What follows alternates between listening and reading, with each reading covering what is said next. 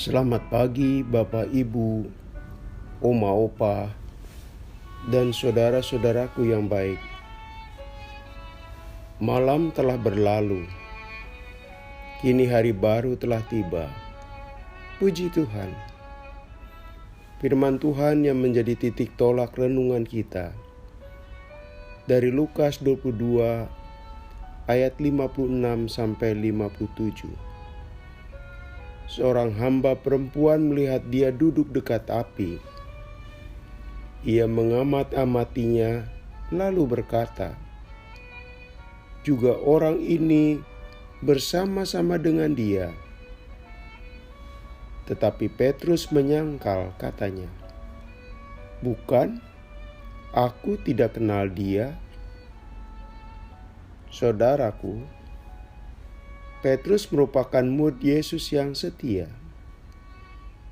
Dialah yang mengikuti momen-momen penting perjalanan Yesus di masa sebelum memasuki penderitaan dan selama perjalanan penderitaan.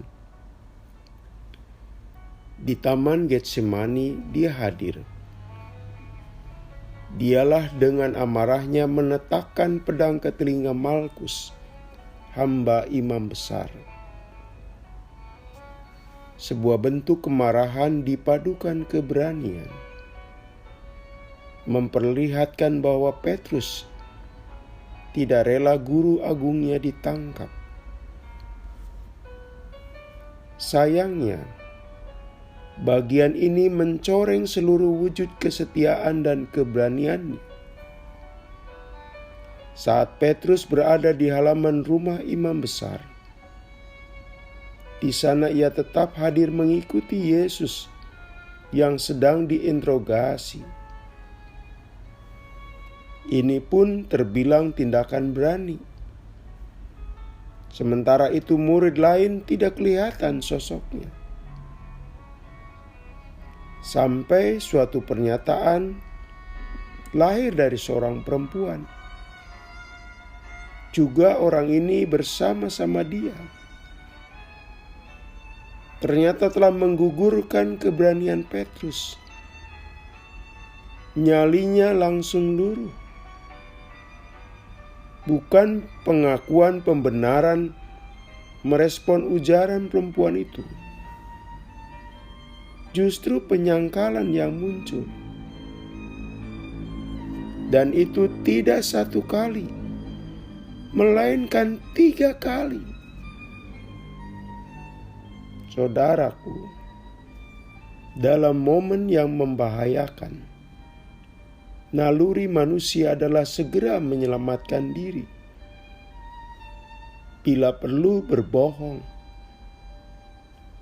Penyangkalan 3 kali merupakan kebohongan untuk penyelamatan. Yesus tidak berkata apa-apa, melainkan ia melihat dengan kepedihan. Tapi tatapan kepedihan ini bagi Petrus bagaikan pedang tajam yang menusuk hatinya. Ia menangis. Ia merasa telah gagal. Saudaraku, ada sejenis hewan bernama terenggiling. Bila suasana lingkungan aman, mukanya dijulurkan. Namun, begitu melihat manusia dan merasa berbahaya, segera ia menyembunyikan wajahnya. Bila kita ingin mengetahui wajahnya dengan berbagai cara, susah sekali. Termasuk memukuli kulitnya yang bersisik tebal.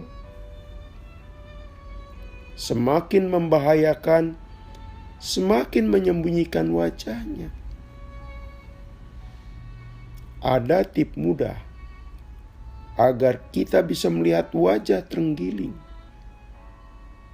Taburi saja gula. Niscaya tidak lama wajahnya keluar.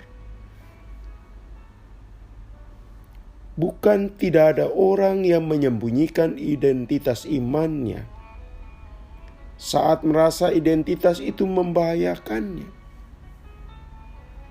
Banyak saudara-saudara,